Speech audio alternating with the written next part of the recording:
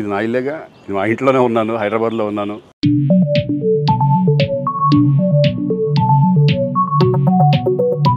So నేను విన్నాను పొద్దున్నుంచి, నాకు ఫోన్లు రావడం జరిగింది. నేను కూడా వీడియో క్లిప్ చూశాను. మన మీడియా మిత్రులు చాలామంది నన్ను అడిగి క్లారిఫై చేసుకున్నారు. వాళ్ళ దాంట్లో రాలేదు నాకు తెలిసి.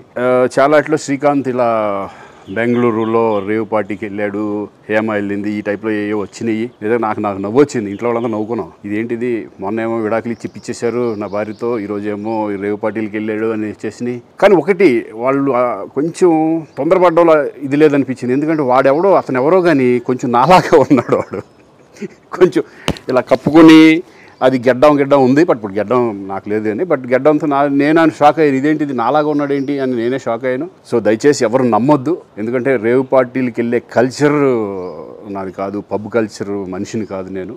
ఒక్కోసారి బర్త్డే పార్టీలకి వెళ్తాము, ఒకవేళ తెలియకుండా ఏదైనా వెళ్ళినా ఒక హాఫ్ అన్ అవర్ నుండి వచ్చేస్తాం తప్పితే అటువంటి ఏమీ లేదు. రేవ్ పార్టీ ఎలా ఉంటుందో కూడా నాకు తెలియదు. సో దయచేసి ఎవ్వరూ ఈ విషయాన్ని నమ్మొద్దు. హ్యాపీగా నేను హైదరాబాద్లో ఉన్నాను, మా ఇంట్లోనే. ఇప్పుడు మా ఇంట్లో నుంచే నేను ఇది చేస్తున్నాను.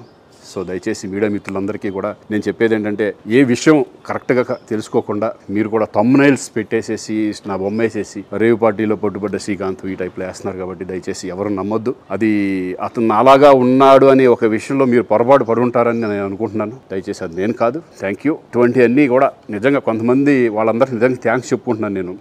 కొంతమంది మీడియా మిత్రులు నాకు డైరెక్ట్గా తెలుసు కాబట్టి, వాళ్ళ ఫ్రెండ్స్ లాగా నన్ను ఇచ్చేస్తారు కాబట్టి, వాళ్ళందరూ నన్ను డైరెక్ట్గా అడగడం, నేను చూసి ఇద్దరు నవ్వుకోవడం, వాళ్ళ దాంట్లో వేయకుండా చూశారు కొంతమంది. వాళ్ళందరూ కూడా నేను థ్యాంక్స్ చెప్పుకుంటున్నాను. దయచేసి ఇవన్నీ నమ్మొద్దు.